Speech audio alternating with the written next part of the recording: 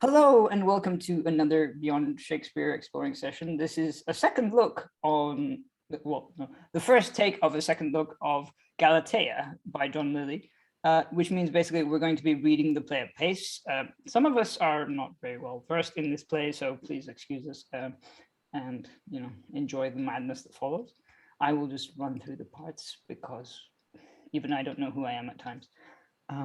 So, helping me read this play, as Dan has just pointed out, it's just the fifth Galatea this year. So because it's a queer themed play, we really like it. Everyone seems to be a great fan of it. Therefore, we hope you enjoy our version, which is not prepared at all. Reading a Nymph, Eurota, and Ericthinis. Hi, my name's Elizabeth Amisu, and I'm an author based in Romford. Reading Melebeus and an Astronomer. Alan Scott, based in Suffolk, and I can't see any stars. Reading the Prologue, Telusa and Venus.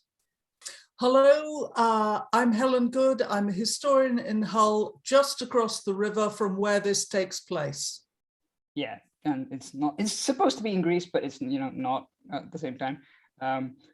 Reading Robin, Ramia, and Neptune. Hello, I'm Lynn Freitas. I live in the Northwestern United States. Reading Phillida and Second Citizen. Liza Graham, coming to you from London. Reading Galatea, the title character, and no pressure. and First Citizen. Hi, I'm Briony Sparrow. I'm an actor in Lincolnshire, aka the Greece of the UK. That's exactly what Lincolnshire is. I've never been there, but I mean, I believe you. Reading Diana and an Alchemist. Hi, I'm Aliki Chapple, actually from Greece, but currently in northwestern England. Reading Tyterus and an Auger. Hello, I'm Sarah Blake, actor, writer and director based in Germany. Reading a Mariner, Peter and Larissa. Hello, Dan, actor based in Montpellier, France. And reading Cupid, Dick and Hebe. Hello, I'm Emma Kemp. I'm an actor and I'm based in London. And I'm Eric Karoulla, your sort of host. And Rafe, because host, because I'm not really doing anything aside from being myself. And so I suppose let the play begin. Enjoy.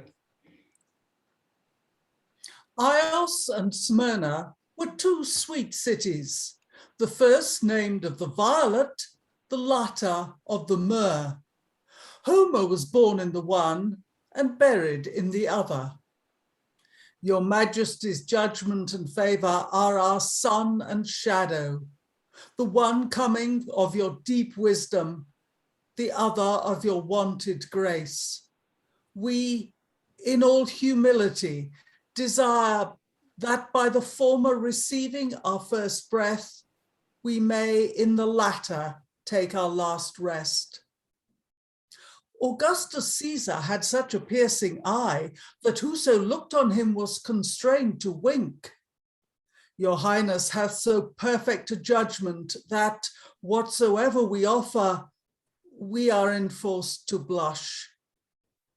Yet, as the Athenians were most curious that the lawn wherewith Minerva was covered should be without spot or wrinkle, so we have endeavoured with all care that what we present to your Highness should neither offend in scene nor syllable, knowing that, as in the ground where gold groweth, nothing will prosper but gold, so your Majesty's mind, where nothing doth harbour but virtue, nothing can enter but virtue. The sun doth beat upon the plain fields, wherefore let us sit down, Galatea, under this fair, by whose broad leaves, being defended from the warm beams, we may enjoy the fresh air which softly breathes from Humber floods. Father, you've devised well. And whilst our flock doth roam up and down this pleasant green, you shall recount to me, if it please you, for what cause this tree was dedicated unto Neptune, and why you have thus disguised me. I do agree thereto. And when thy state and my care be so considered, thou shalt know this question was not asked in vain. I willingly attend. In times past, where thou seest a heap of small pebble, stood a stately temple of white marble, which was dedicated to the god of the sea, and in right, being so near the sea. Hither came all such as ventured by long travel to see countries, or by great traffic to use merchandise, offering sacrifice by fire to get safely by water, yielding thanks for perils past, and making prayers for good success to come. But fortune, constant in nothing but inconstancy, did change her copy as the people their costume. For the land being oppressed by Danes, who instead of sacrifice committed sacrilege, instead of religion, rebellion, and made a prey of that in which they should have made their prayers, tearing down the temple even with the earth, being almost equal with the skies, enraged so the god who binds the winds in the hollows of the earth, that he caused the seas to break their bounds, sith men had broke their vows, and to swell as far above their reach as men had swerved beyond their reason. Then might you see ships sail where sheep fed, anchors cast where ploughs go, fishermen throw their nets where husbandmen sow their corn, and fishers throw their scales where fowls do breed their quills. Then might you gather froth where now is dew, rotten weeds for sweet roses, and take view of monstrous mermaids instead of passing fair maids. To hear these sweet marvels, I would mine eyes were turned also into ears. But at the last, our countrymen repenting, and not too late because at last, Neptune, either weary of his wrath or wary to do them wrong upon condition, consented to ease their miseries. What condition will not miserable men accept? The condition was this, that at every 5 years' day, the fairest and the chastest virgin in all the country should be brought into this tree, then here being bound, whom neither parentage shall excuse for honour nor virtue for integrity, is left for a peace offering unto Neptune. Dear is the peace that is bought with guiltless blood. I am not able to say that, but he sendeth a monster called the Auger, against whose coming the waters roar, the fowls fly away, and the cattle in the field for terror shun the banks. And she bound to endure that horror? And she bound to endure that horror. Doth this monster devour her? Whether she be devoured of him, or conveyed to Neptune, or drowned between both, is not permitted to know, and incurreth danger to conjecture. Now, Galatea, here endeth my tale, and beginneth thy tragedy. Alas, father, and why so? I would thou hadst been less fair, or more fortunate. Then shouldst thou not repine that I have disguised thee in this attire, for thy beauty will make thee to be thought worthy of this god. To avoid, therefore, destiny, for wisdom ruleth the stars, I think it better to use an unlawful means, your honour preserved, than intolerable grief, both life and honour hazarded, and to prevent, if it be possible, thy constellation by my craft. Now hast thou heard the custom of this country, the cause why this tree was dedicated unto Neptune, and the vexing care of thy fearful father? Father, I have been attentive to hear, and by your patience am ready to answer.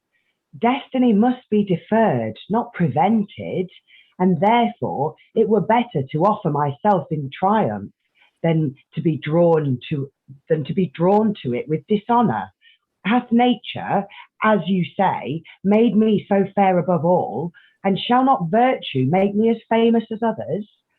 Do you not know, or doth over-carefulness make you forget, that an honourable death is to be preferred before an infamous life? I am but a child, and have not lived long, and yet not so childish, as I desire to live ever. Virtues I mean to carry to my grave, not grey hairs. I would I were as sure that destiny would light on me, as I am resolved it could not fear me. Nature hath given me beauty, virtue, courage. Nature must yield me death, virtue, honour. Suffer me therefore to die, for which I was born, or let me curse that I was born, sith I may not die for it. Alas, Galatea, to consider the causes of change thou art too young, and that I should find them out for thee, too fortunate.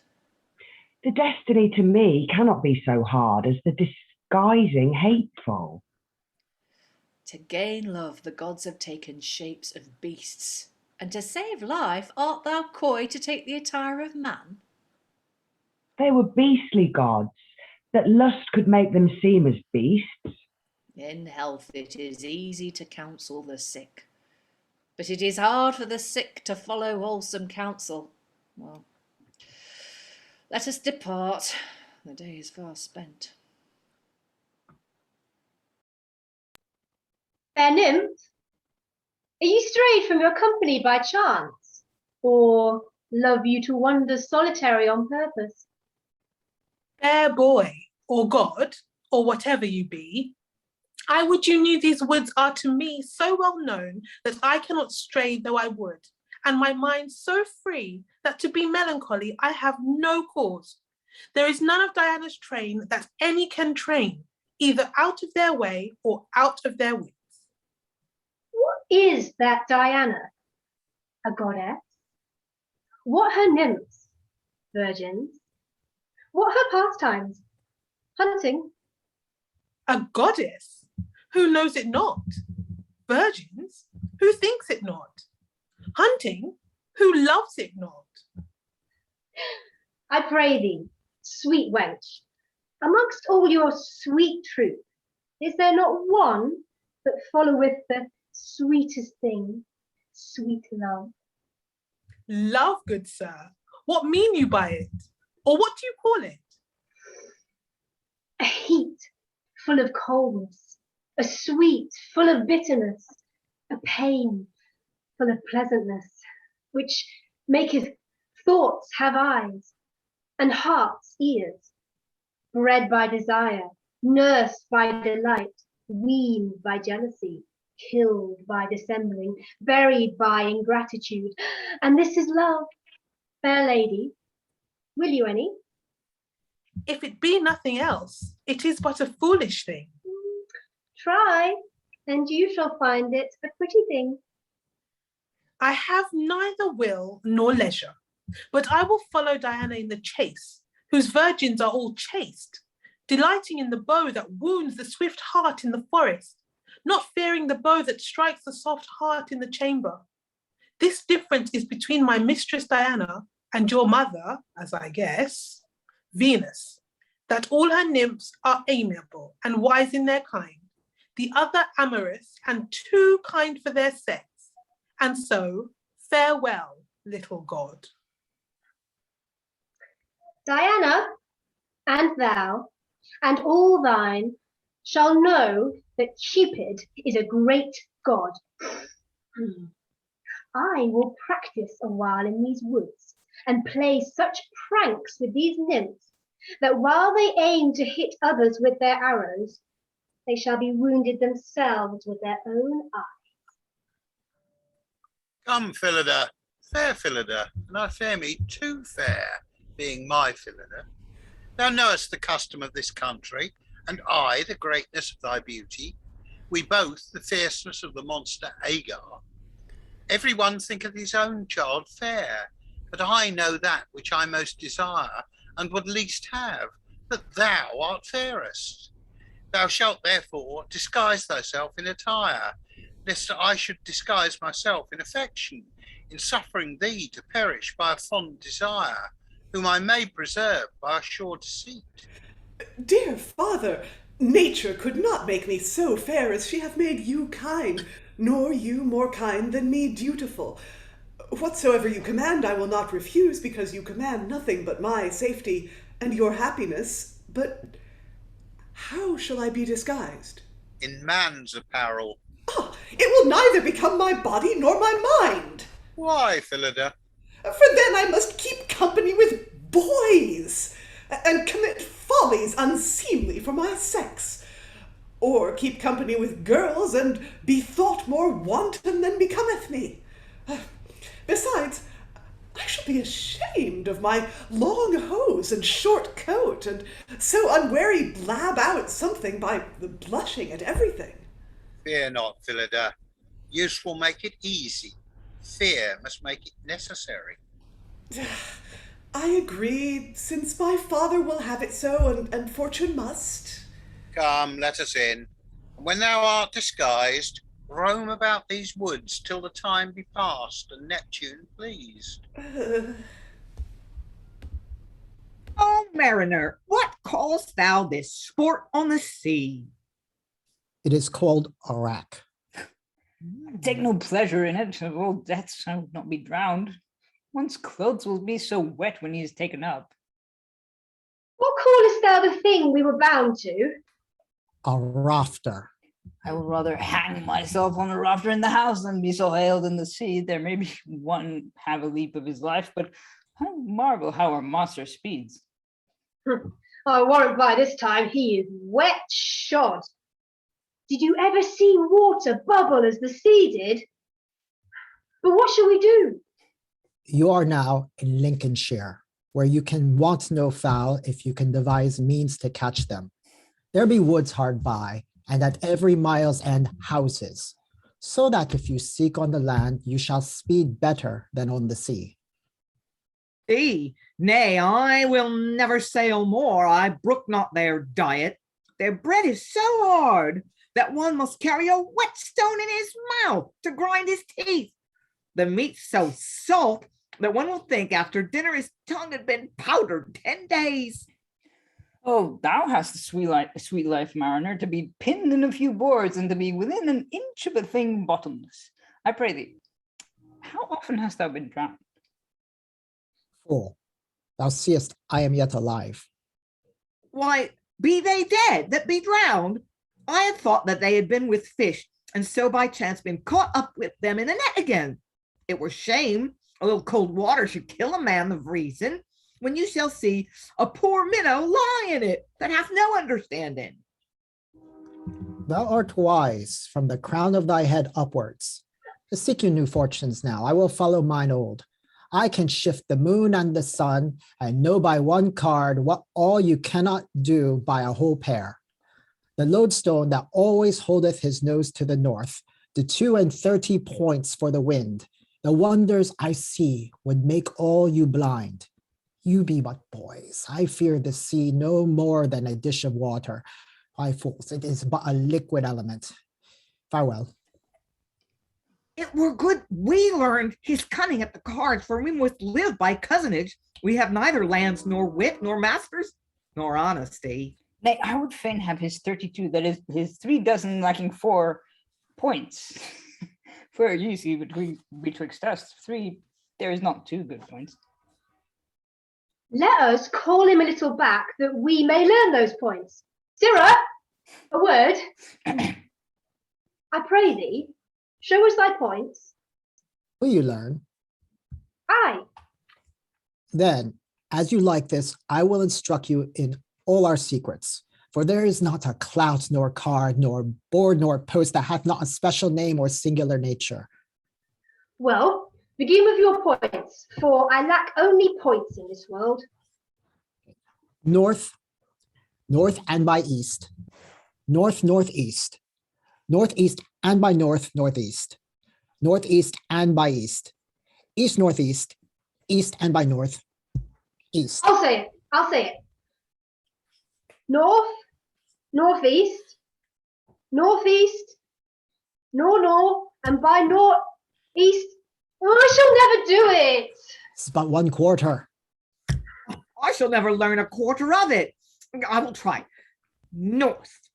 Northeast is by the west side, north, and by north. Passing ill. Hast thou no memory? Try thou. North, north. And by north I can go no further. Dullard, is thy head lighter than the wind, and thy tongue so heavy it will not wag? I will once again say it.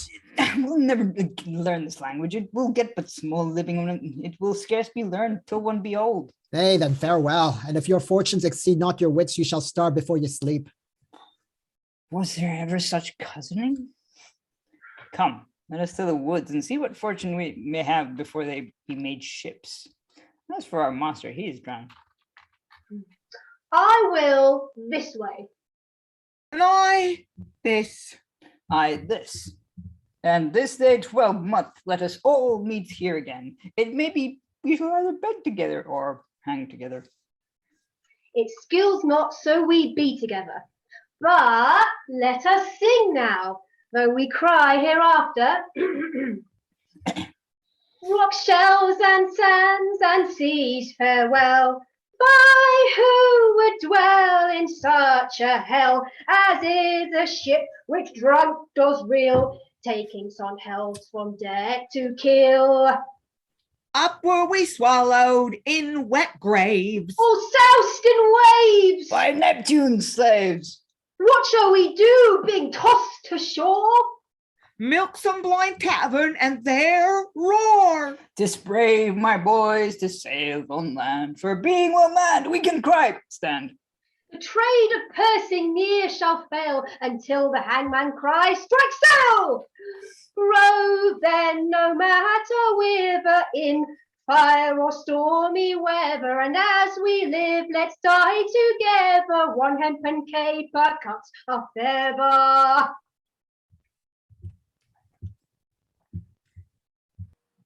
Blush, Galatea, that must frame thy affection fit for thy habit, and therefore be thought immodest, because thou art unfortunate. Thy tender years cannot dissemble this deceit, nor thy sex bear it. Oh, would the gods had made me as I seem to be, or that I might safely be what I seem not. Thy father doteth, Galatea, whose blind love corrupteth his fond judgment, and jealous of thy death, seemeth to dote on thy beauty, whose fond care carrieth his partial eye as far from truth as his heart is from falsehood. But why dost thou blame him, or blab what thou art, when thou shouldest only counterfeit what thou art not? But whist, here cometh the lad. I will learn of him how to behave myself. I neither like my gait nor my garments. The one untoward, the other unfit, both unseemly. Oh, Phillida, oh, but yonder stayeth one, and therefore say nothing. But, oh, Phillida.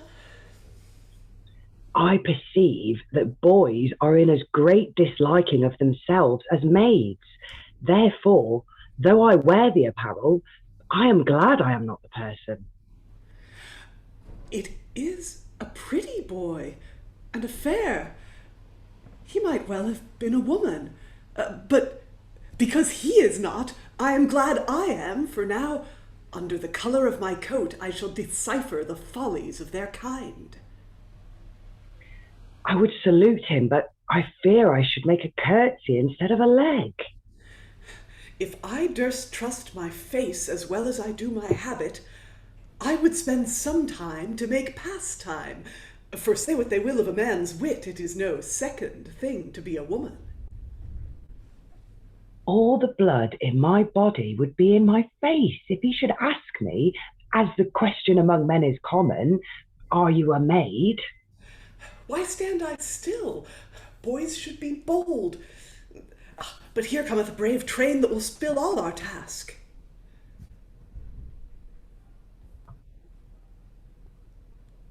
Godspeed, fair boy. You are deceived, lady. Why are you no boy? No fair boy. But I see an unhappy boy. Saw you not the deer come this way? He flew down the wind, and I believe you've blanched him. Whose dear was it, lady? Diana's dear. I saw none but mine own dear. This wag is a wanton or a fool. Ask the other Diana. I know not how it cometh to pass, but yonder boy is in mine eye too beautiful. I pray gods the ladies think him not their dear. Pretty lad, do your sheep feed in the forest? Or are you strayed from the flock? Or on purpose come ye to mar Diana's pastime? I understand not one word ye speak. What? Art thou neither lad nor shepherd? My mother said I could be no lad till I was 20-year-old, nor keep sheep till I could tell them, and therefore, lady, neither lad nor shepherd is here. These boys are both agreed. Either they are very pleasant or too perverse. You were best, lady, make them tusk these woods while we stand with our bows, and so use them as beagles, since they have so good mouths. I will. Follow me without delay or excuse, and if you can do nothing, shall you halloo the deer? I am willing to go, not for these ladies' company, because myself am a virgin, but for that fair boy's favour, who I think be a god. You, sir boy, shall also go. I must if you command, and would if you had not.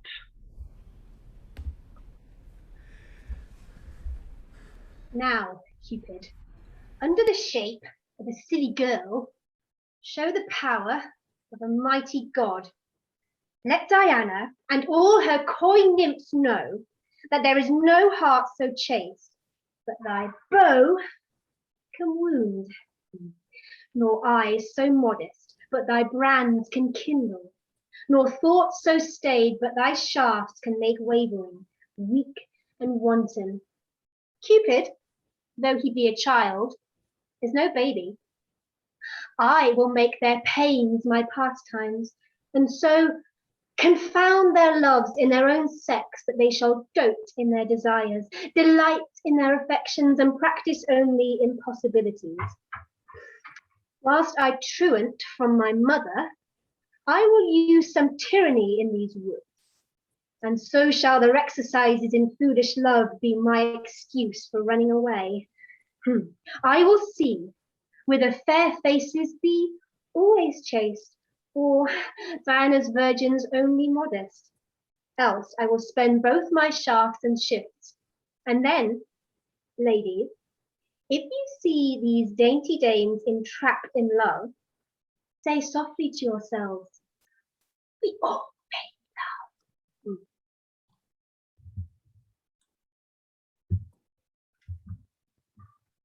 Do silly shepherds go about to deceive great Neptune in putting on man's attire upon women, and Cupid, to make sport, deceive them all by using women's apparel upon a god? Then Neptune, that hast taken sundry shapes to obtain love, stick not to practice some deceit to show thy deity, and having oft thrust thyself into the shape of beasts to deceive men, be not coy to use the shape of a shepherd to show thyself a god. Neptune cannot be overreached by swains, himself is subtle, and if Diana be overtaken by craft, Cupid is wise. I will into these woods and mark all, and in the end will mar all. Call you this seeking of fortunes when one can find nothing but birds' nests? Would I were out of these woods for... Well, I shall have but wooden luck. Here's nothing but the shrieking of owls, croaking of frogs, hissing of adders, barking of foxes, and walking of hags. But what be these? I will follow them. To hell I shall not go, for so fair faces can never have such hard fortunes. What black boy is this? What a life do I lead with my master. Nothing but blowing of bellows, beating of spirits, and scraping of crosslets. It is a very secret science, for none almost can understand the language of it. Sublimation, amigation, calcination, rubification, incorporation, succination, cementation, abification, and fermentation, with as many terms impossible to be uttered as they ought to be compassed. Let me cross myself. I never heard so many great devils in a little monkey's mouth. Then our instruments: crosslets, sublimatories, cursibits, limbecs, dead sensors, bios, manual and mural for imbibing and combibing, bellows, mollification, and indurative. Language is this? Do they speak so? And our metals: salpeter, vitriol, sal tartar, sal purpurat, algor, rasauger, sal almanac, agrimony, lunary, brimstone, valerian, tartar alum, brimwort, glass, unslaked lime, chalk, ashes, hair, and whatnot to make I know not what. My hair beginneth to stand upright. Would the boy make an end? Yeah, such a beggarly science it is, and so strong a multiplication that the end is that they have neither gold, wit, nor honesty. Then I'm just of thy occupation. What fellow? Well met. Fellow? Upon what acquaintance? Why, thou sayest the end of thy occupation is to have neither wit, money, nor honesty. And methinks at a blush thou shouldst be one of my occupation. Thou art deceived. My master is an alchemist. What's that, a man? A little more than a man, and a hair's breadth less than a god. He can make of thy cap gold, and by multiplication of one groat, 3 old angels. I have known him of a tag of a point to make a silver bowl of a pint. That makes thee have never a point. They be all turned to pots. But if he can do this, he shall be a god altogether. If thou have any gold to work on, thou art then made forever. For with 1 pound of gold, he will go near to pave 10 acres of ground. How might a man serve him and learn his cunning? Easily. First seem to understand the terms and specially mark these points. In our art, there are 4 spirits. Nay, I have done if you work with devils. Thou art gross. We call those spirits that are the grounds of our art, and it's if they were the metals more incorporative for domination. The first spirit is quicksilver. That is my spirit, for my silver is so quick that I have much ado to catch it, and when I have it, it is so nimble that I cannot hold it. I thought there was a devil in it. The second, Uperman. That's no spirit, but a word to conjure a spirit. The third, sal armoniac. Proper word. The fourth, brimstone. That's a stinking spirit. I thought there was some spirit in it because I burned so blue. My mother would often tell me that when the candle burned blue, there was some ill spirit in the house, and now I perceive it was the spirit of brimstone. Thou canst remember these 4 spirits? Let me alone to conjure.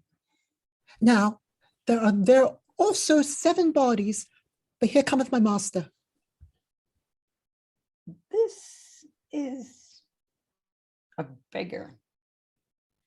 No, such cunning men must disguise themselves as though they were nothing in them, for otherwise they shall be compelled to work for princes, and so be constrained to betray their secrets.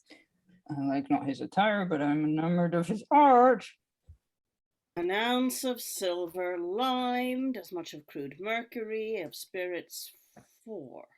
Being tempered with the body's 7, by multiplying of it 10 times, comes for 1 pound, 8,000 pounds, so that I may have only beechen coals.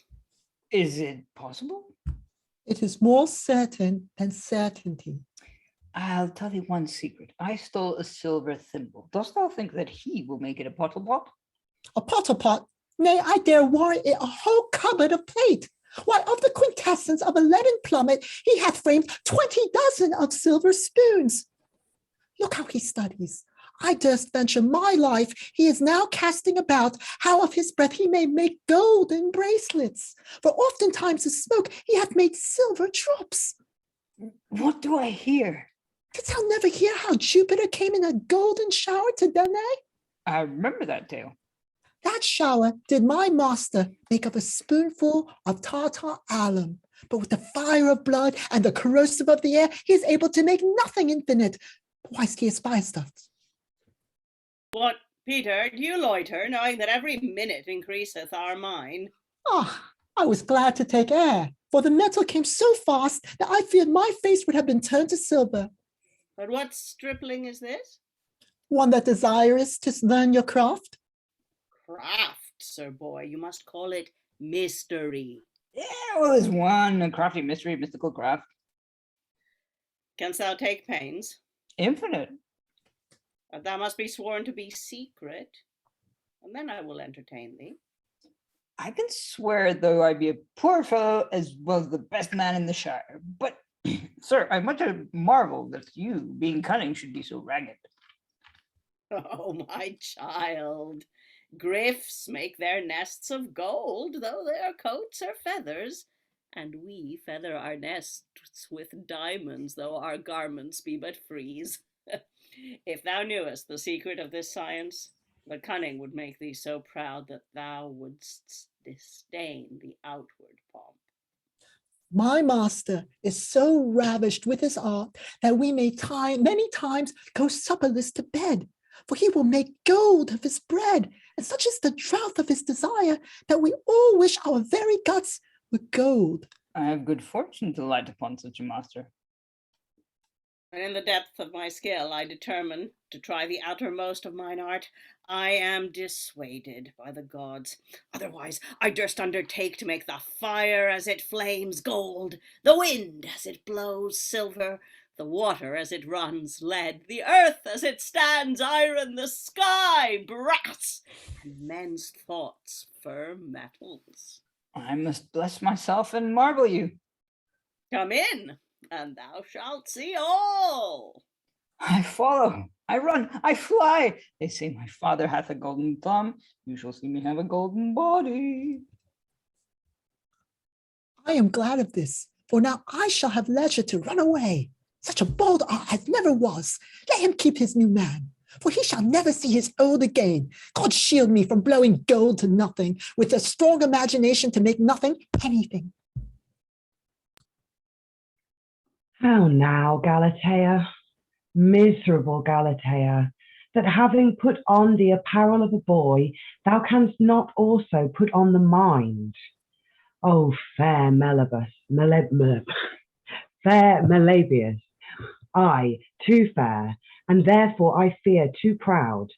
Had it not been better for thee to have been a sacrifice to Neptune than a slave to Cupid, to die for thy country than to live in thy fancy, to be a sacrifice than a lover?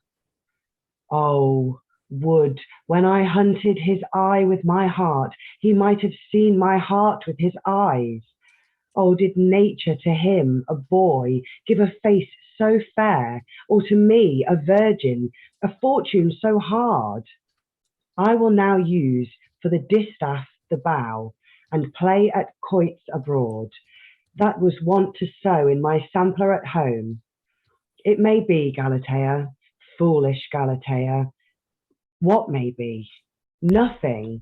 Let me follow him into the wood, and thou, sweet Venus, be my guide.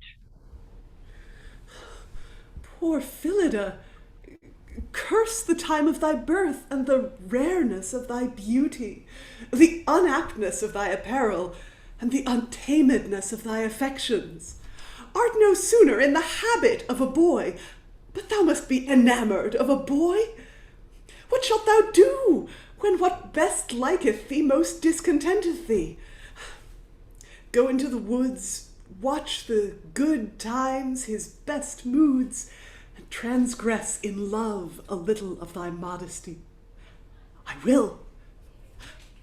I dare not. Thou must. I cannot. Then pine in thine own peevishness. I will not.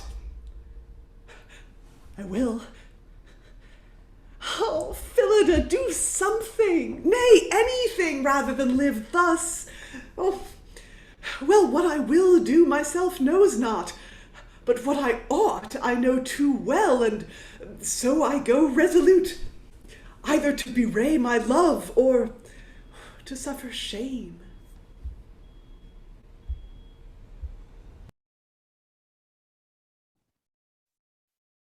How now? What new conceits, what strange contraries breed in thy mind? Is thy Diana become a Venus? Thy chaste thoughts turn to wanton looks, thy conquering modesty to a captive imagination?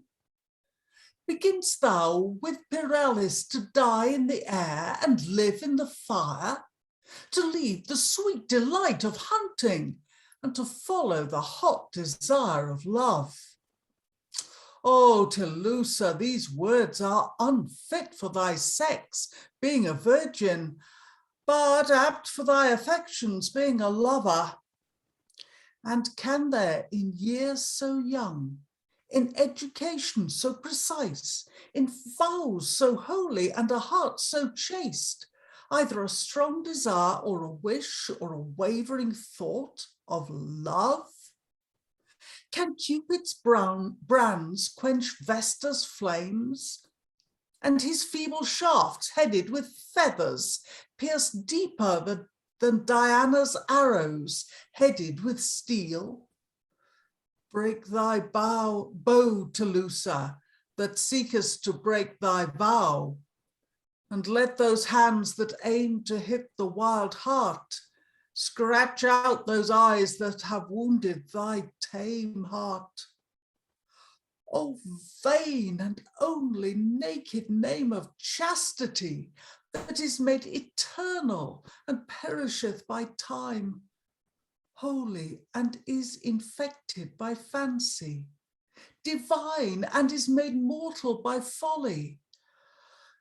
Virgin hearts, I perceive, are not unlike cotton trees, whose fruit is so hard in the bud that it soundeth like steel, and being ripe poureth forth nothing but wool, and their thoughts like the leaves of lunary, which the further they grow from the sun, the sooner they are scorched with his beams.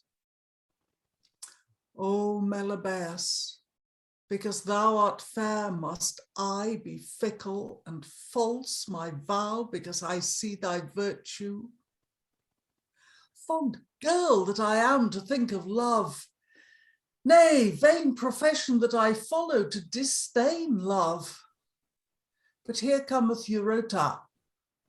I must now put on a red mask and blush, lest she perceive my pale face and laugh. Telusa, Diana bid me hunt you out, and saith that you care not to hunt with her, but if you follow any other game than she hath roused, your punishment shall be to bend all our bows, and weave all our strings. Why look ye so pale, so sad, so wildly? Eurota, the game I follow is the thing I fly. My strange disease, my chief desire. I am no Oedipus to expound riddles, and I muse how thou canst be sphinx to utter them. But I pray thee, Telusa, tell me what thou ailest. If thou be sick, this ground hath leaves to heal. If melancholic, here are pastimes to use. If peevish, wit must wean it, or time, or counsel. If thou be in love, for I have heard of such a beast called love, it shall be cured. Why blushest thou, Telusa? To hear thee, in reckoning my pains, to recite thine own. I saw, Eurota, how amorously you glanced your eye on the fair boy in the white coat, and how cunningly, now that you would have some talk of love, you hit me in the teeth with love.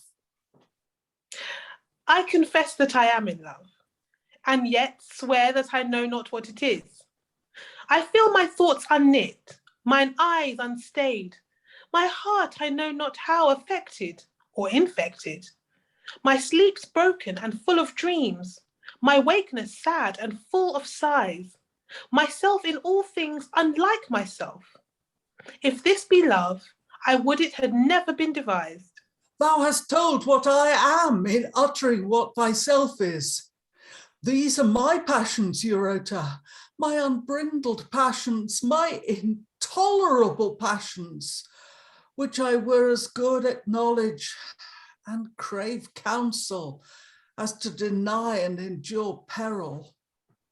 How did it take you first, Telusa? By the eyes, my wanton eyes which conceived the picture of his face and hanged it in the very strings of my heart. O fair Melebeus, O fond Telusa. But how did it take you, Eurota? By the ears, whose sweet words sunk so deep into my head that the remembrance of his wit hath bereaved me of my wisdom.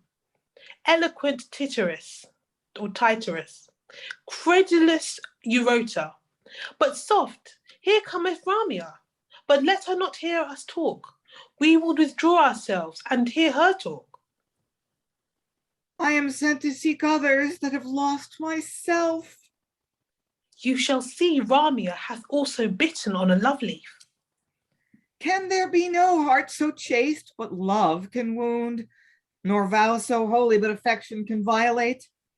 Vain art thou, virtue, and thou, chastity, but a byword, when you both are subject to love, of all things the most abject.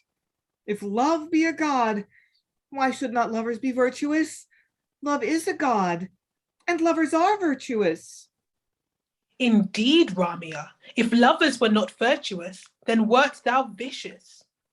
What? Are you come so near me?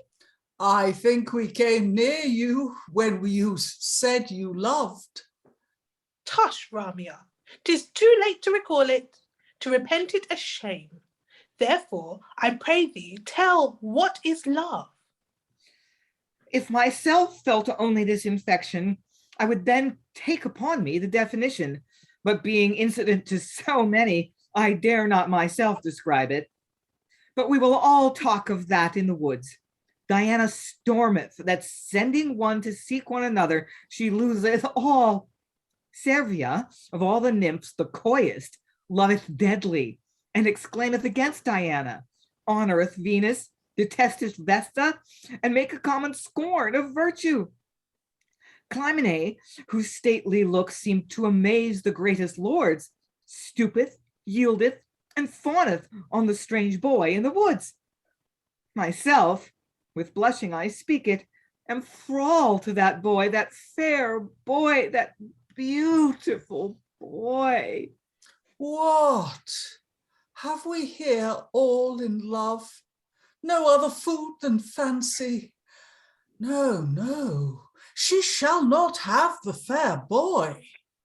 Nor you, Telusa. Nor you, Eurota. I love Melebeus, and my desert shall be answerable to my desires. I will forsake Diana for him. I will die for him. So saith Clymene, and she will have him. I care not, my sweet Tyterus, though he seem proud, I impute it to childishness, who, being yet scarce out of his swath clouds, cannot understand these deep conceits. I love him. So do I, and I will have him. Immodest all that we are, unfortunate all that we are like to be. Shall virgins begin to wrangle for love and become wanton in their thoughts, in their words, in their actions? O divine love, which art therefore called divine because thou overreachest the wisest, conquerest the chastest, and doth all things both unlikely and impossible, because thou art love.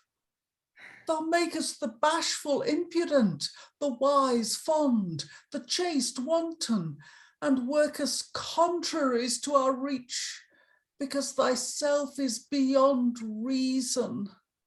Talk no more, Telusa. Your words wound.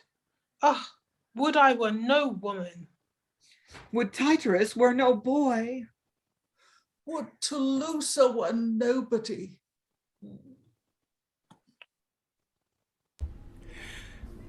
It is pity that nature framed you not a woman, having a face so fair, so lovely a countenance, so modest a behavior. There is a tree in Tylos whose nuts have shells like fire, and being cracked, the kernel is but water. What a toy is it to tell me of that tree being nothing to the purpose? I say it is pity you are not a woman. I would not wish to be a woman, unless it were because thou art a man. Oh, nay, I do not wish thee to be a woman, for then I should not love thee, having sworn never to love a woman.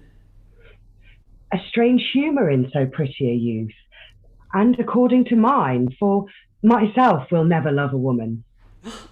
It were a shame if a maiden should be a suitor, a thing hated in that sex, that thou shouldst deny to be her servant. If it be a shame in me, it can be no commendation in you, for yourself is of that mind. Oh, suppose I were a virgin, I blush in supposing myself one, and that under the habit of a boy were the person of a maid, if I should utter my affection with sighs, manifest my sweet love by my salt tears, and prove my loyalty unspotted and my griefs intolerable, would not then that fair face pity this true heart? Admit that I were as you would have me suppose that you are, and that I should with entreaties, prayers, oaths, bribes, and whatever can be invented in love, desire your favour. Would you not yield? Tush, you come in with admit. And you with suppose?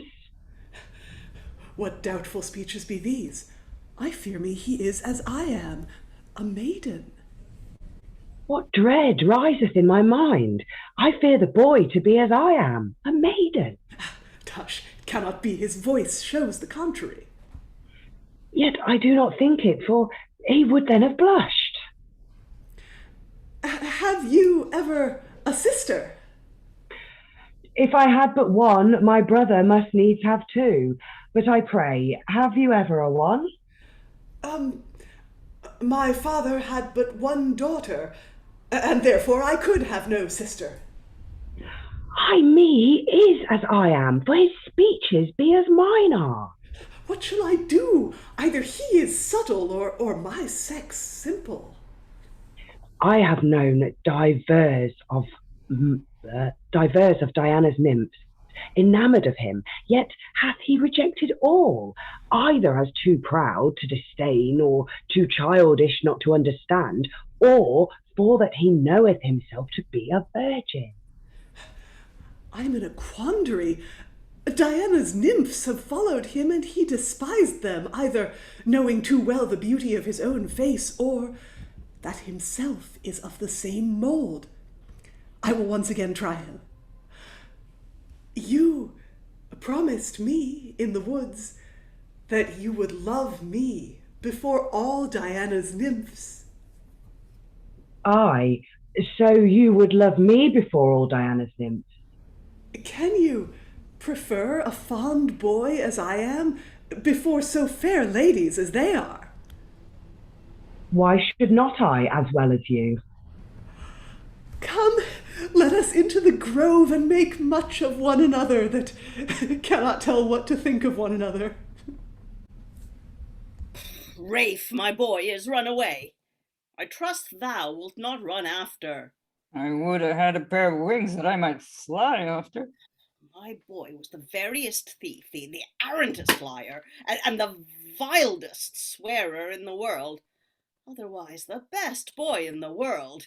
He hath stolen my apparel, all my money, and forgot nothing but to bid me farewell. That will not I forget. Farewell, master. Why, thou hast not yet seen the end of my art. I would have not known the beginning. Did you not promise me of my silver thimble to make a whole cupboard of plate, and that of a Spanish needle you would build a silver steeple? Aye, Rafe. The fortune of this art consisteth in the measure of the fire. For if there be a coal too much, or a spark too little, if it be a little too hot, or a thought too soft, all our labour is in vain. Besides, they that blow must beat time with their breaths, as musicians do with their breasts, and there must be of the metals, the fire, and the workers a very harmony. Nay, if you must weigh your fire by ounces and take measure of a man's blast, then you may make a dram of the wind a wedge of gold, and of the shadow of 1 shilling make another. So as you can have an organist attune your temperatures. So is it, and often doth it happen that the just proportion of the fire and all things concur. Concur, Condog, I will away. Oh, then away! An art, quoth he, that one multiplieth so much all day that he wanteth money to buy meat at night. But what have we yonder? What devout man? He will never speak till he be urged. I will salute him. Sir, there lieth a purse under your feet. If I thought it were not yours, I would take it up. Dost thou not know that I was calculating the nativity of Alexander's great horse? Why, what are you? An astronomer. Well, one of those that makes almanacs. Ipsissimus. I can tell the minute of thy birth, the moment of thy death, and the manner. I can tell thee what the weather shall be between this and Octesimus Octavius Mirabilis Annus. When I list, I can set a trap for the sun, catch the moon with lime twigs, and go a bat fowling for stars.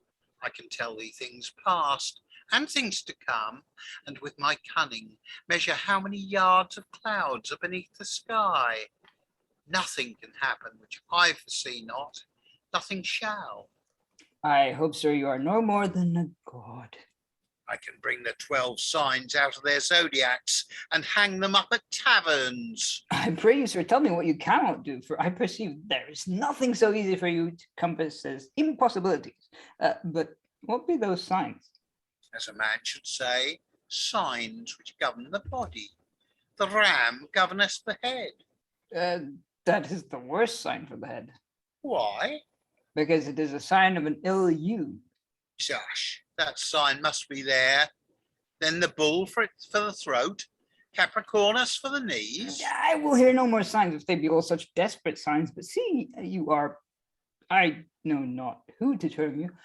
Shall I serve you? I would fain serve. I accept thee. Happy am I, for now I shall reach thoughts and tell how many drops of water goes to the greatest shower of rain. You shall see me catch the moon in the eclipse like a coney in a person. I will teach thee the golden number, the epoch and the prime. I will meddle no more with numbering of gold, for multiplication is a miserable action. I pray, sir, what weather shall we have this 3-hour score year? That I must cast by judicials, astronomical. Therefore come in with me, and thou shalt see every wrinkle of my astrological wisdom, and I will make the heavens as plain to thee as the highway. Thy cunning shall sit cheek by jowl with the sun's chariot. Then shalt thou see what a base thing it is to have others' thoughts creep on the ground, when as thine shall be stitched to the stars. Then I shall be translated from this mortality. My thoughts shall be metamorphosed and made hail fellows with the gods. Oh, fortune, I feel my very brains moralized, and as it were, certain contempt of earthly actions is crept to my mind by an ethereal contemplation. Come, let us in. What news have we here, ladies? Are all in love? Are Diana's nymphs become Venus' wantons? Is it a shame to be chaste, because you be amiable, or must you needs be amorous, because you are fair? O Venus, if this be thy spite, I will requite it with more than hate. Well shalt thou know what it is to drib thine arrows up and down Diana's leads. There is an unknown nymph that straggleth up and down these woods, which I suspect hath been the weaver of these woes, I saw her slumbering by the brookside. Go search her and bring her. If you find upon her shoulder a burn, it is Cupid. If any print on her back, like a leaf, it is Medea. If any picture on her left breast, like a bird, it is Callisto. Whoever it is, bringeth her hither, and speedily bring her hither. I will go with speed. Go you, Larissa, and help her. I obey. Ladies, doth not that make your cheeks blush, that makes mine ears glow? Or can you remember that without sobs, which Diana cannot think on without sighs, what greater dishonour could happen to Diana, or to let to her nymph shame, than that there can be any time so idle that should make their heads so addle? Your chaste hearts, my nymphs, should resemble the onyx, which is hottest when it is whitest, and your thoughts, the more they are assaulted with desires, the less they should be affected. You should think love like Homer's moly, a white leaf and a black root, fair show, but bitter taste. Of all trees the cedar is greatest, and hath the smallest seeds. Of all affections love hath the greatest name, and the least virtue. Shall it be said? Shall Venus say it? Nay, it shall be seen, and shall wanton see it, that Diana, the goddess of chastity, whose thoughts are always answerable to her vows, whose eyes never glanced on desires, and whose heart abateth the point of Cupid's arrows, shall have her virgins to become unchaste in desires, immoderate in affection, untemperate in love, in foolish love, in base love. Eagles cast their evil feathers in the sun, but you cast your best desires upon shadow. The birds ibis lose their sweetness when they lose their sights, and virgins all their virtues with their unchaste thoughts. Unchaste, Diana calleth that hath either any show or suspicion of lightness. Oh, my dear nymphs, if you knew how loving thoughts stain lovely faces, you would be as careful to have the one as unspotted as the other beautiful. Cast before your eyes the loves of Venus trulls, their fortunes, their fancies, their ends. What are they else but Silenus's pictures, without lambs and doves, within apes and owls, who like Ixion embrace clouds for Juno, the shadows of virtue, instead of the substance? The eagle's feathers consume the feathers of all others, and love's desire corrupteth all other virtues. I blush, ladies, that you have been heretofore patient of labours, should now become prentices to idleness, and use the pen for sonnets, not the needle for samplers. And how is your love placed? Upon pelting boys, perhaps base of birth, without doubt weak of discretion. Why, but they are fair. Oh, ladies, do your eyes begin to love colours, whose hearts were wont to loathe them?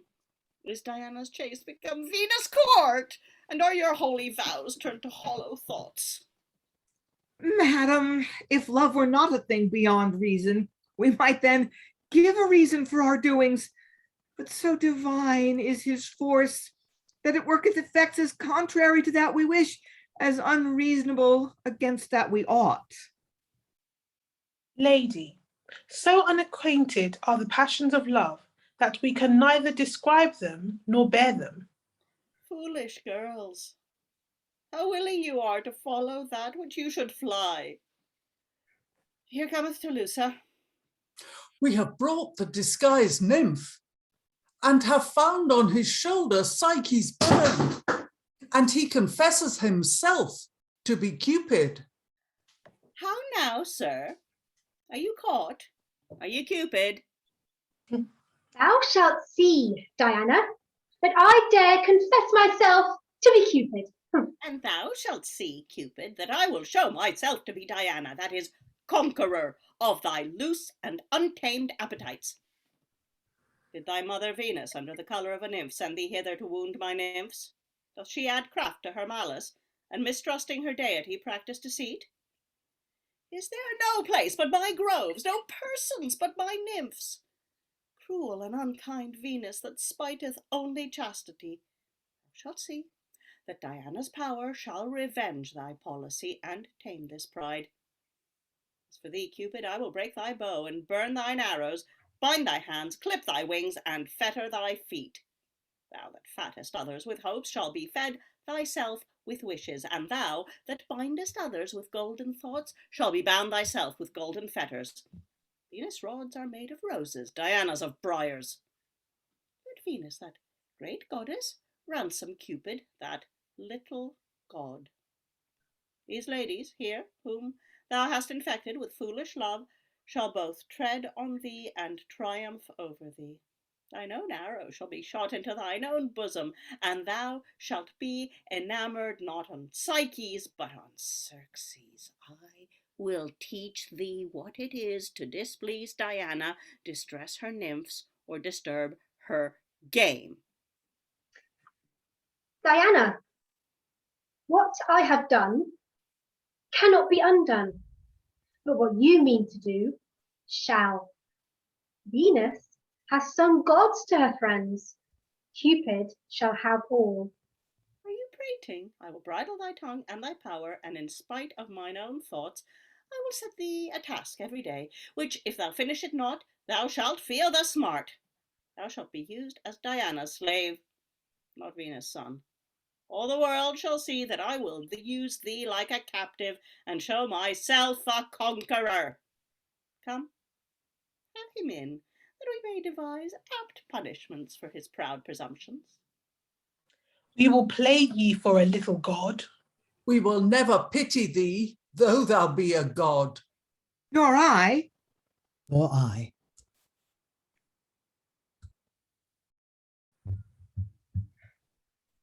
This is the day wherein you must satisfy Neptune and save yourselves. Call together your fair daughters, and for a sacrifice take the fairest. Far better is it to offer a virgin than suffer ruin. If you think it against nature to sacrifice your children, think it also against sense to destroy your country. If you imagine Neptune pitiless to desire such prey, confess yourselves perverse to deserve such a punishment. You see this tree, this fatal tree, whose leaves, though they glister like gold, yet it be threateneth to fair virgin's grief. To this tree must the most beautifulest be bound until the monster Auger carry her away. And if the monster come not, then assure yourselves that the fairest is concealed, and then your country shall be destroyed. Therefore consult with yourselves, not as fathers of children, but as favourers of your country. Let Neptune have his right if you will have your quiet.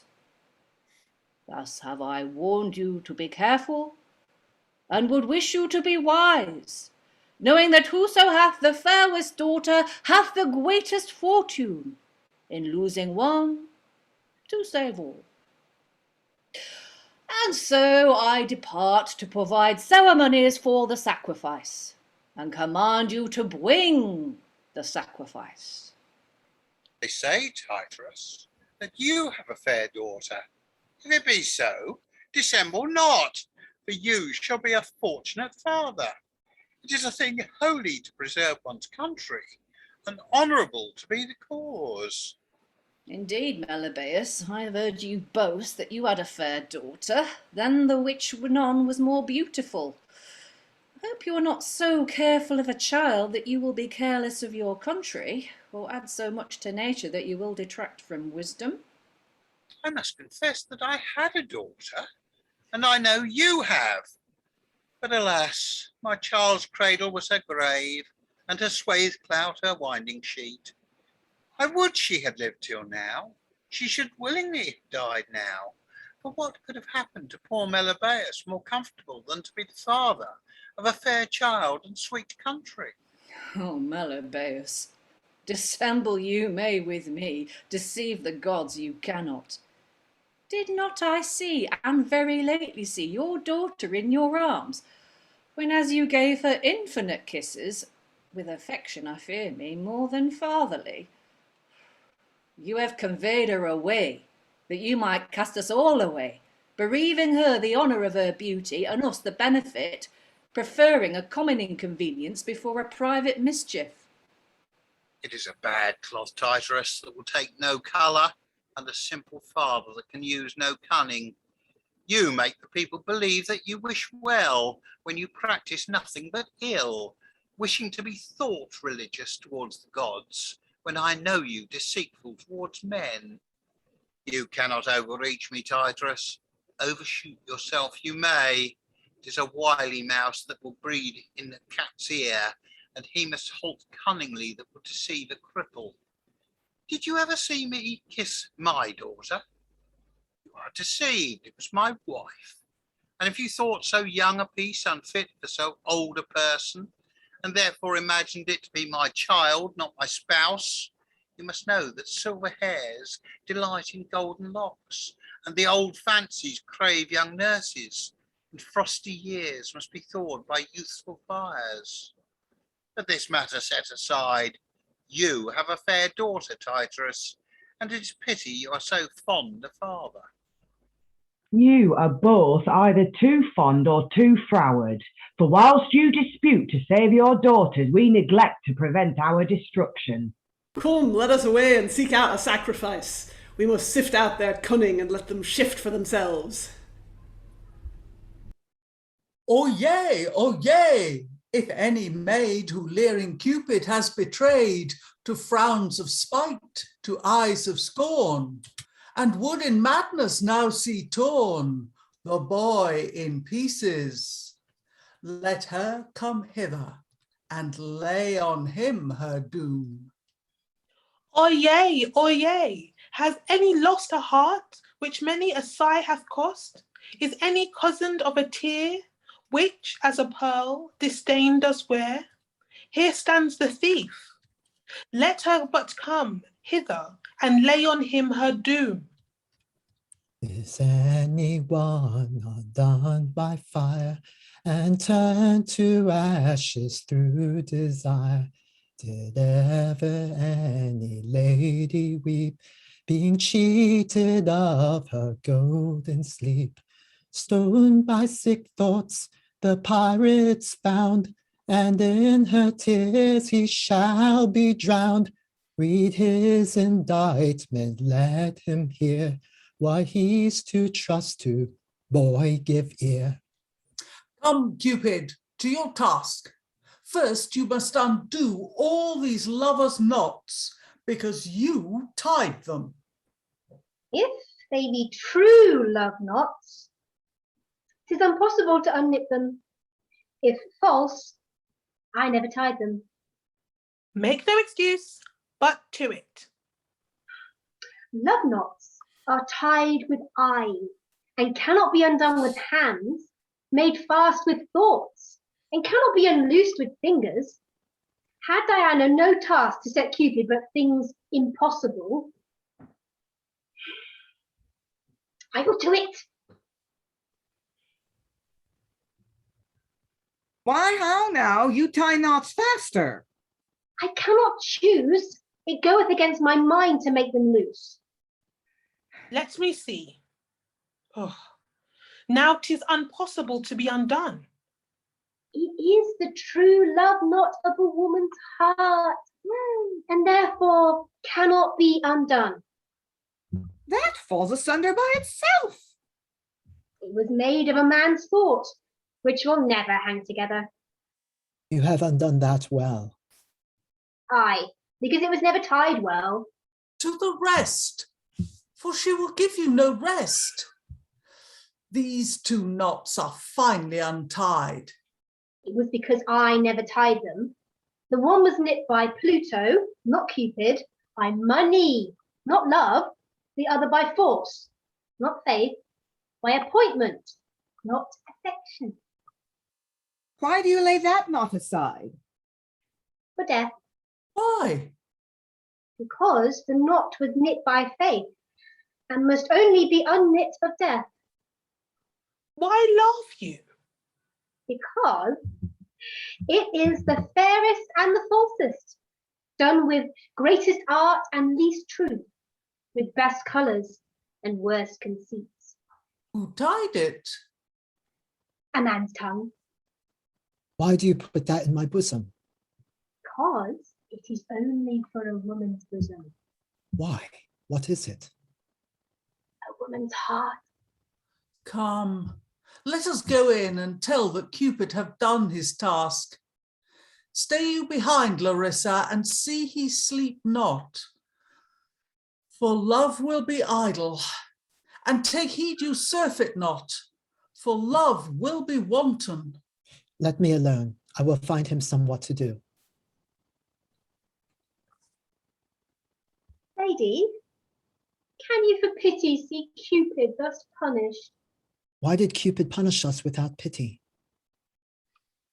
Is love a punishment? It is no pastime. Oh, Venus, if thou sawest Cupid as a captive, bound to obey that was wont to command, fearing ladies' threats that once pierced their hearts, I cannot tell whether thou wouldst revenge it for despite, or laugh at it for disport. The time may come, Diana, and the time shall come, that thou that settest Cupid to undo knots, shall entreat Cupid to tie knots, and you ladies that with solace have beheld my pains, shall with sights entreat my pity. How now, Cupid? Begin you to nod.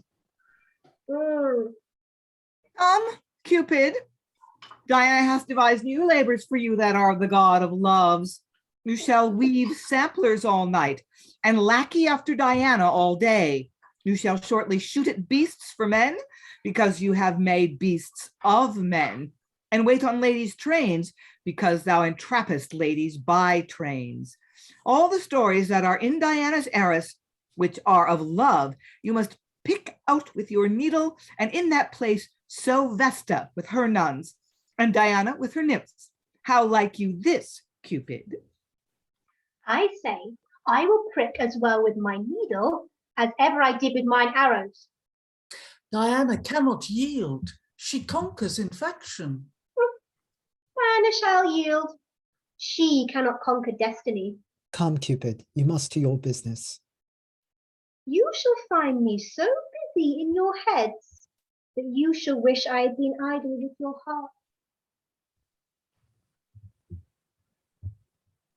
This day is the solemn sacrifice at this tree, wherein the fairest virgin, were it not the inhabitants faithless, should be offered unto me. And so over careful are fathers to their children, that they forget the safety of their country, and fearing to become unnatural, become unreasonable. Their slights may blear them, deceive me they cannot. I will be here at the hour and show as great cruelty as they have done craft. And well shall they know that Neptune should have been entreated, not cozened. I marvel what virgin the people will present. It is happy you are none, for then it would have fallen to your lot, because you are so fair. If you had been a maiden too, I need not to have feared, because you are fairer. I prithee, sweet boy, flatter not me. Speak truth of thyself, for in mine eye of all the world thou art fairest. These be fair words, but far from thy true thoughts. I know mine own face in a true glass, and desire not to see it in a flattering mouth. Oh, would I did flatter thee! that fortune would not flatter me. I love thee, as a brother, but love not me so. No, I will not, but love thee better, because I cannot love as a brother. Seeing we are both boys, and both lovers, that our affection may have some show and seem as it were love, let me call thee mistress. I accept that name, for divers before have called me mistress. For what cause? Nay, there lie the mysteries. Will not you be at the sacrifice? No. Why? Because I dreamt that if I were there, I should be turned to a virgin, and then being so fair as thou sayest I am, I should be offered as thou knowest one must. But will not you be there? Not unless I were sure that a boy must be sacrificed, not a maiden. Why then you are in danger. But I would escape it by deceit. But seeing we are resolved to be both absent, let us wander into these groves till the hour be past. I am agreed, for then my fear will be past. Why? What dost thou fear? Nothing but that you love me not. I will. Poor Phillida, what shouldst thou think of thyself that lovest one that I fear me is as thyself is? And may it not be that her father practiced the same deceit with her that my father hath with me, and knowing her to be fair, feared she should be unfortunate? If it be so, Phillida, how desperate is thy case! If it be not, how doubtful! For if she be a maiden, there is no hope of my love. If a boy, a hazard, I will after him, or her, and lead a melancholy life that look for a miserable death. No more masters now. But a mistress, if I can light on her. An astronomer. Of all occupations, that's the worst. Yet fare the alchemist, for he keeps good fires, though he gets no gold. The other stands warming himself by staring on the stars, which I think he can as soon as number know their virtues. He told me a long tale of octogenissimus octavus and meeting of the conjunctions and planets, and in the meantime he fell backward himself into a pond. I asked him why he foresaw not that by the stars. He said he knew it, but contemned it. But soft, is that not my brother Robin? Yes, as sure as thou art Rafe. What Robin? What news? What fortune? Faith, I have had a bad fortune. I prithee tell me thine. I've had two masters, not by art, but by nature. One said that by multiplying he would make a penny of a penny 10 pounds. Aye, but could he do it? Could he do it, quoth you? Why, man, I saw a pretty wench come to his shop where with puffing, blowing, and sweating he so plied her that he multiplied her. How? Why, he made her of 1, 2. By fire? No, by the philosopher's stone. Why, a philosopher such stones? Aye, but they lie in a privy cupboard. Why, then thou art rich if thou have learned this cunning. Tush, this was nothing. He would, of little fasting spittle, make a hose and doublet of cloth of silver. Would I have been with him, for I have had almost no meat but spittle since I came into the woods. How then didst thou live? Why, man, I served a fortune teller who said I should live to see my father hanged and both my brothers beg. So I conclude the mill shall be mine, and I live by imagination still. Thy master was an ass, and looked on the lines of thy hands. But my other master was an astronomer, which could pick nativity out of the stars. I should have 6 stars in my pocket if I have not lost them. But here they be. Sol, Saturn, Jupiter, Mars, Venus. Why, these are but names. Aye, but by these he gathereth that I was a jovialist, born of a Thursday, and that I should be a brave Venerian and get all my good luck on a Friday. 'Tis strange that a fish day should be a flesh day. Oh, Robin, Venus orta mari. Venus was born of the sea will have fish, fish will have wine, wine will have flesh, for caro incarnis genus est Melebeus. But soft, here cometh that notable villain that once preferred me to the Alchemist. So I had a master. I would not care what became of me. Robin, thou shalt see me fitting. So I had a servant. I care neither for his conditions, his qualities, nor his person. What? Rafe? Well met. No doubt you had a warm service of my master the alchemist. 'Twas warm indeed, for the fire had almost burnt out mine eyes, and yet my teeth still watered with hunger, so that my service was both too hot and too cold. I melted all my meat and made only my slumber thoughts, and so had a full head and an empty belly. But where hast thou been since? With a brother of thine, I think, for he hath such a coat, and two brothers, as he saith, seeking of fortunes. 'Tis my brother Dick. I prithee, let's go to him. Sir, what was he doing that he came not with thee? He hath gotten a master now that will teach him to make you both his younger brothers. Aye, thou passest for devising impossibilities. That's as true as thy master could make silver pots of tags of points. Nay, he will teach him to cousin you both, and so get the mill to himself. Nay, if he be both our cousins, I will be his great-grandfather, and Robin shall be his uncle. But I pray thee, bring us to him quickly, for I am great-bellied with conceit till I see him. Come then, and go with me, and I will bring him to you straight.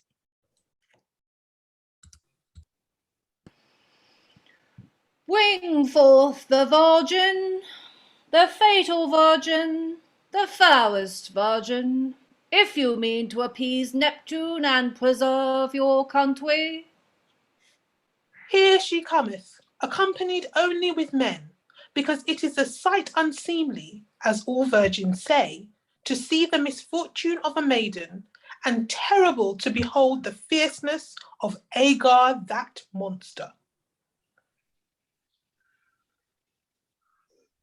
Miserable and accursed he, that being neither fair nor fortunate, thou shouldst be thought most happy and beautiful.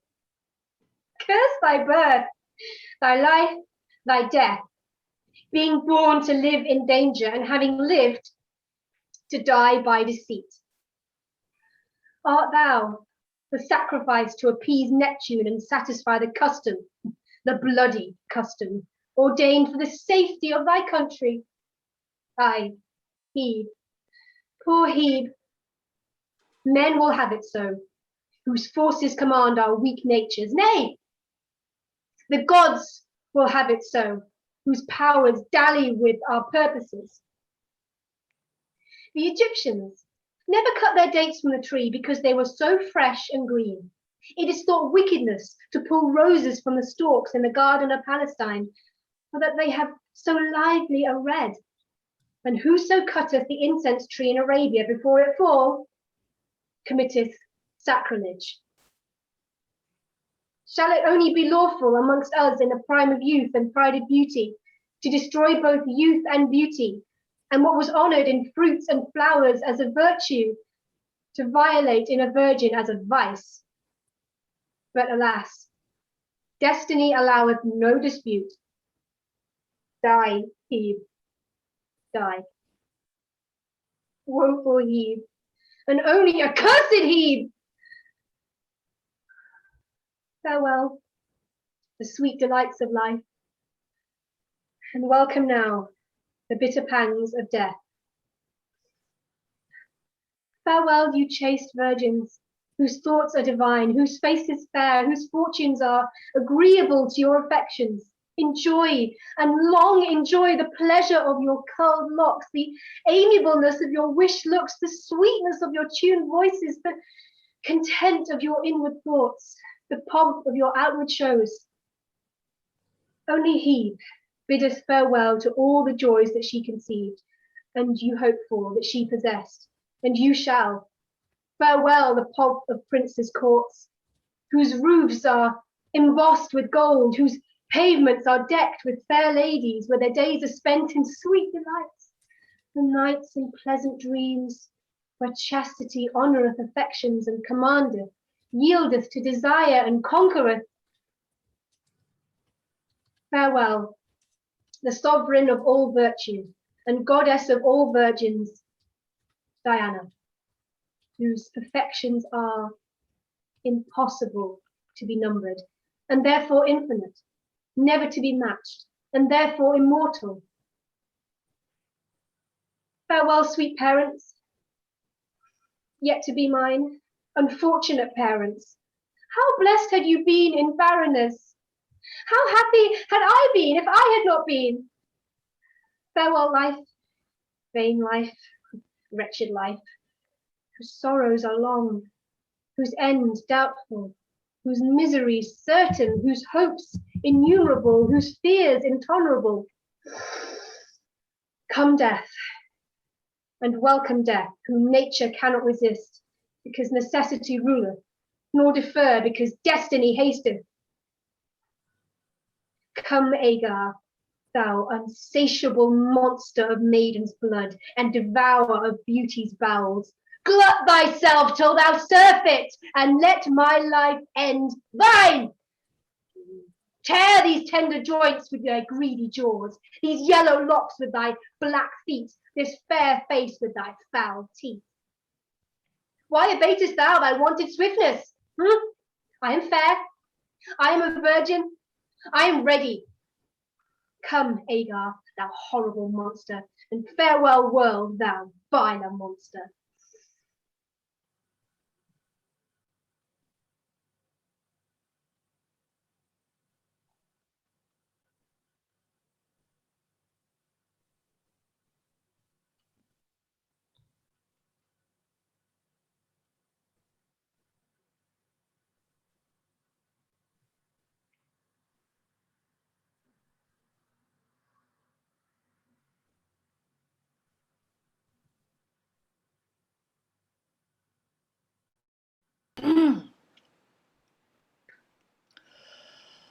The monster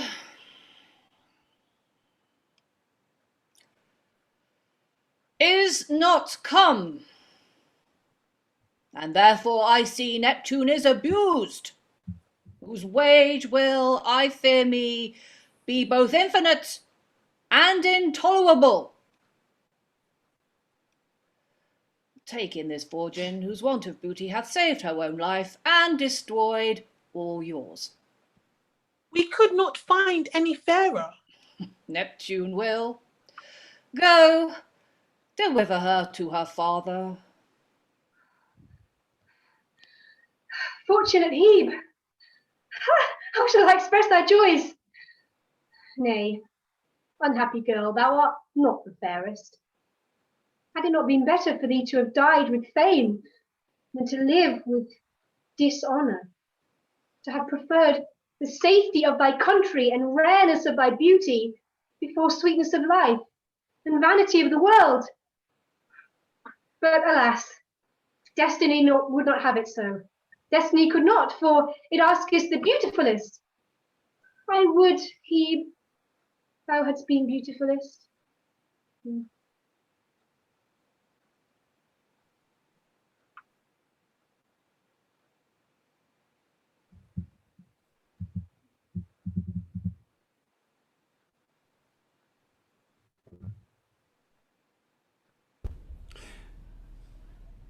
We met the virgin that should have been offered to Neptune. Belike either the custom is pardoned, or she not thought fairest. I cannot conjecture the cause, but I fear the event. Why should you fear? The god requireth no boy. I would he did, then should I have no fear. I'm glad he doth not, though, because if he did, I should have also cause to fear. But soft! What man or god is this? Let us closely withdraw ourselves into the thickets.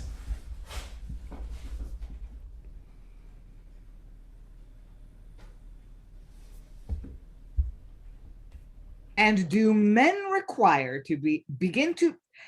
begin to be equal with gods? seeking by craft to overreach them, that by power to oversee them?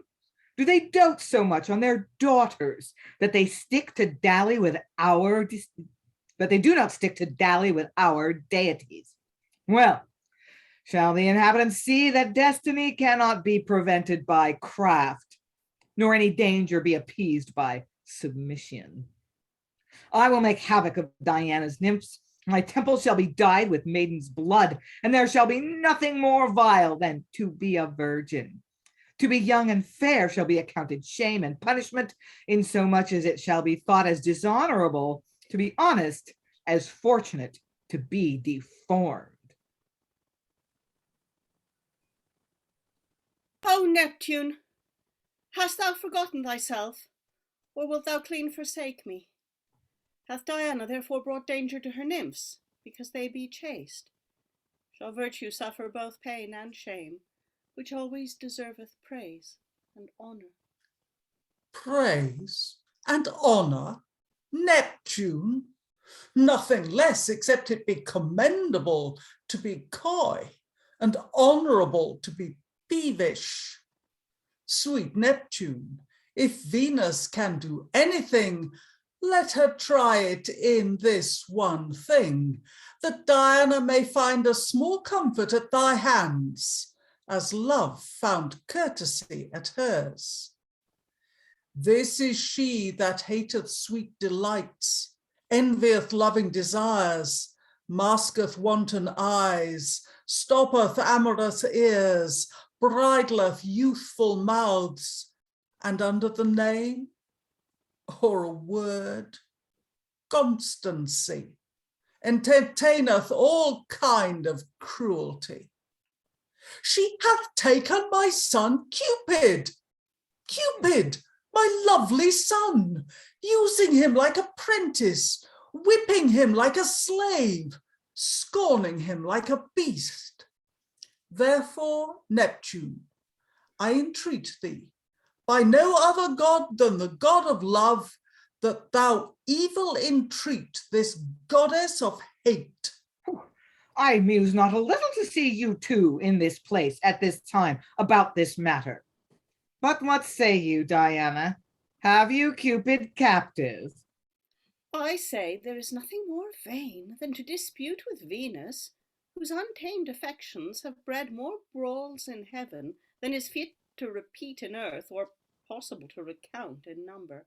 I have Cupid, and will keep him, not to dandle in my lap whom I abhor in my heart, but to laugh him to scorn, that have made in my virgin's heart such deep scars. Scars? Diana, call you them that I know to be bleeding wounds? Alas, weak deity, it stretcheth not so far both to abate the sharpness of his arrows and to heal the hurts. No, love's wounds, when they seem green, rankle, and having a smooth skin without, fester to the death within. Therefore, Neptune, if ever Venus stood thee instead, furthered thy fancies, or shall at all times be at thy command, let either Diana bring her virgins to a continual massacre, or release Cupid of his martyrdom. It is known, Venus, that your tongue is as unruly as your thoughts, and your thoughts as unstayed as your eyes. Diana cannot chatter. Venus cannot choose. It is an honour for Diana to have Venus meet ill, when she so speaketh well. But you shall see I come not to trifle. Therefore, once again, Neptune, if that thou be not buried, which can never die, fancy, or that quenched which must ever burn, affection, show thyself the same Neptune that I know thee to be when thou wast a shepherd. Let not Venus' words be in vain in thine ears, since thine were imprinted in my heart. It were unfit that goddesses should strive, and it were unreasonable that I should not yield, and therefore to please both attend. Diana I must honor, her virtue deserveth no less. But Venus, I must love, I must confess so much. Diana, restore Cupid to Venus, and I will forever release the sacrifice of virgins. If therefore you love your nymph as she does her sons, or prefer not a private grudge before a common grief. Answer, what will you do? I account not the choice hard, for had I 20 Cupids, I would deliver them all to save one virgin, knowing love to be a thing of the vainest, virginity to be a virtue of all the noblest. I yield. Larissa, bring out Cupid. And now shall it be said that Cupid saved those he thought to spoil. I agree to this willingly, for I will be wary how my son wander again. But Diana cannot forbid him to wound. Yes, chastity is not within the level of his bow. But beauty is a fair mark to hit. Well, I am glad you are agreed, and say that Neptune hath dealt well with beauty and chastity. Here, take your son. Sir boy, where have you been? Always taken, first by Sappho, now by Diana. How happeneth it, you unhappy elf? Through Diana's woods, and seeing so many fair faces with fond hearts, I thought for my sport to make them smart, and so was taken by Diana. I am glad I have you. And I am glad to be rid of him. Alas, poor boy, thy wings clipped, thy brands quenched, thy bow burnt, and thy arrows broke. Aye, but it skilleth not. I bear now mine arrows in mine eyes, my wings on my thoughts, my brands in mine ears, my bow in my mouth. So as I can wound with looking, fly with thinking, burn with hearing, shoot with speaking. Well, you shall up to heaven with me, for on earth thou wilt lose me. But soft, what be these? Those that have offended thee to save their daughters? Why, had you a fair daughter? Aye. And Melebeus a fair daughter. Where be they? In yonder woods, and methinks I see them coming. Well, your deserts have not gotten pardon, but these goddesses' jars. This is my daughter, my sweet Phillida.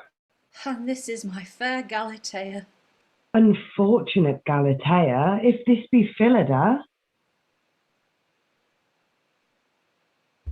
Accursed Phillida, if this be Galatea.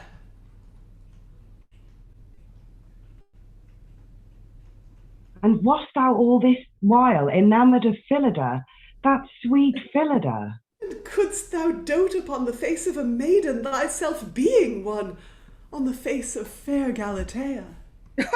Do you both, being maidens, love one another? I had thought the habit agreeable with the sex, and so burned in the fire of mine own fancies. I had thought that the attire of a boy there could not have lodged the body of a virgin, and so was inflamed with a sweet desire, which now I find a sour deceit.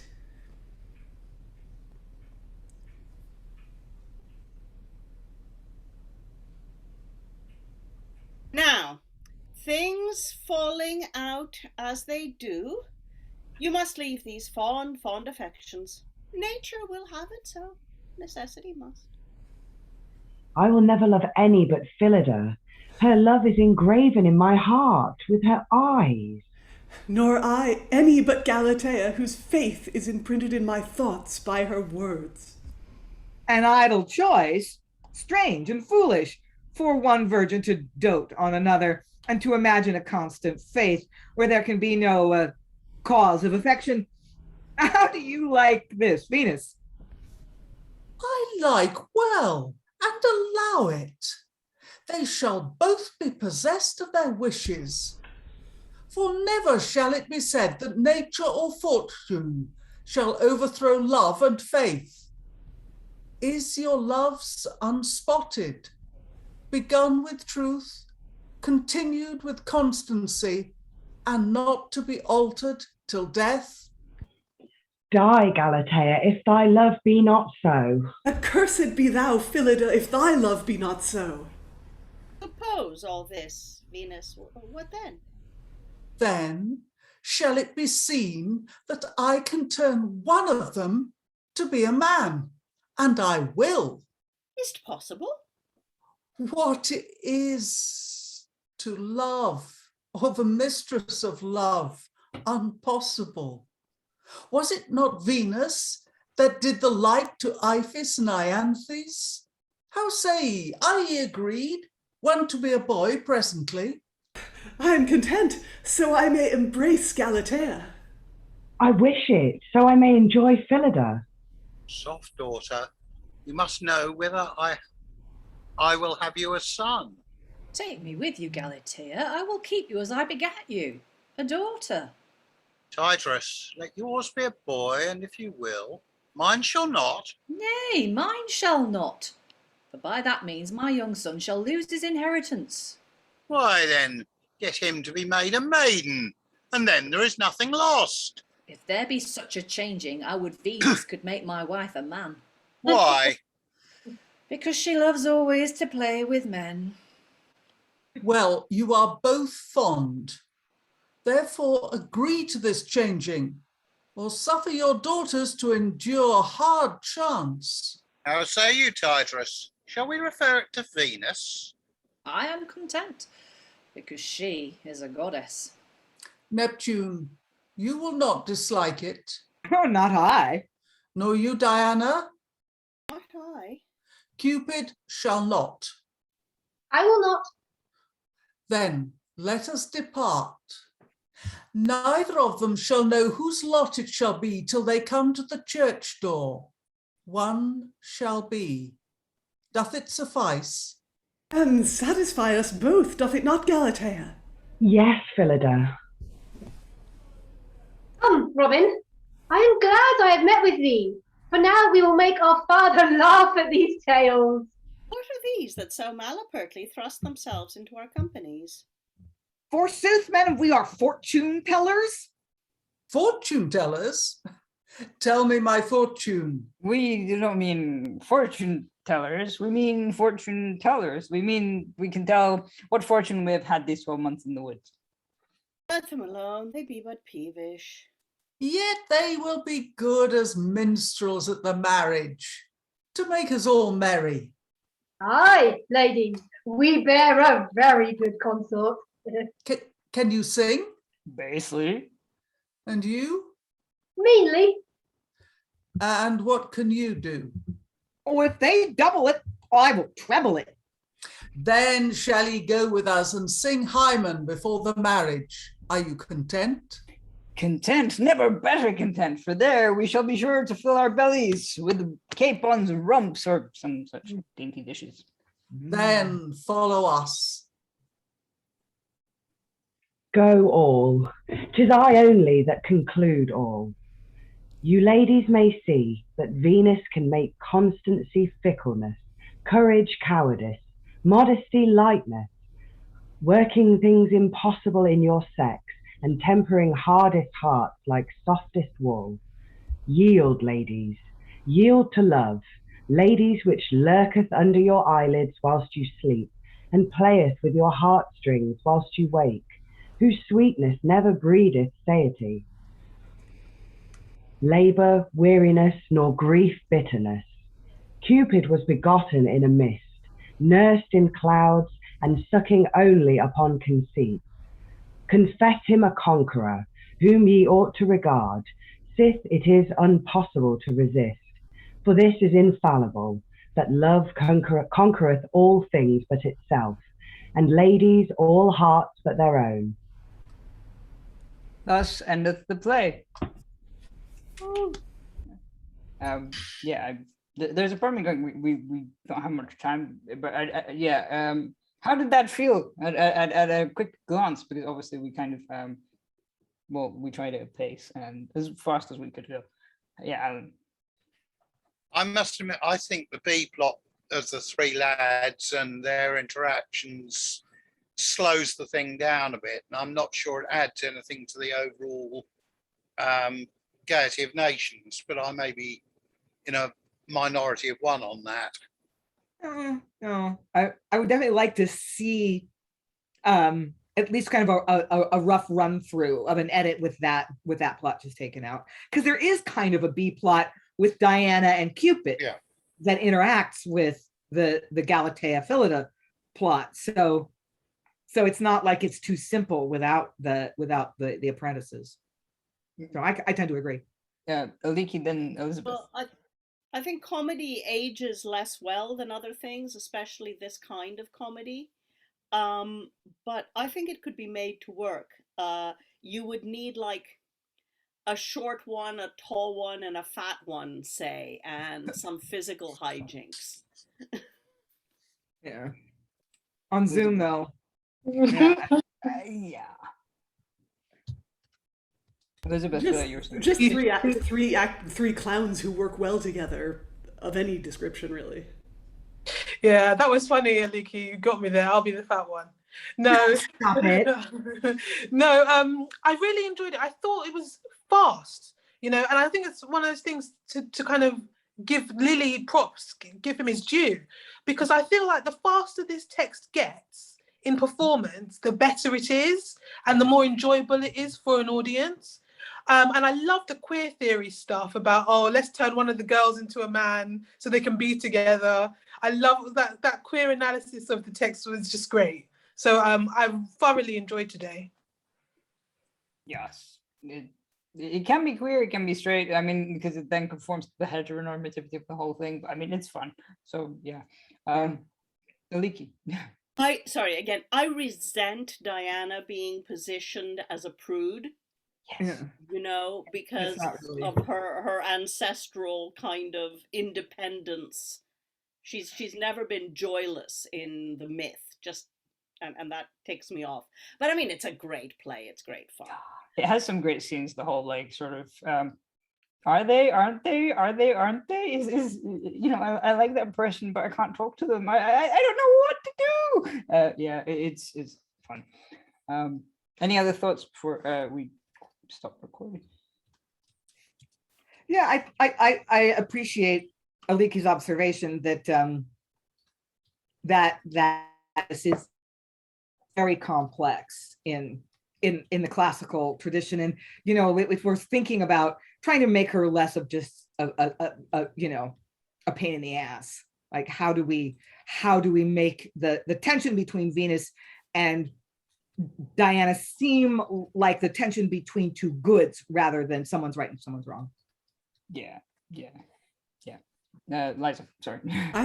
I think there have been quite a few online Galateas. The one that I watched was The Show Must Go on Lines, which they I'm not sure if it's available for free now or not, but even contributing like £1 to their Patreon will get you the right to see it. And I think it's online for free. Their Diana was Emily Carding, to whom Mad snaps, and I would for those who wish for an admirable Diana, I would entreat to watch them. Aliki also being a very admirable Diana in our room, but fierce non-binary gender fluid Diana is a sight to behold. Yes, very true. I think it depends also if you modernize some elements, it could work really well. Anyway, well, I guess that's all the time we have for this week. I was gonna say this week's show, then I'm like, okay, this is kind of weird. Thank you to all the readers for and performers and doing all the lovely things that you have been doing. And goodbye. Bye. Bye. It was fun. Yeah.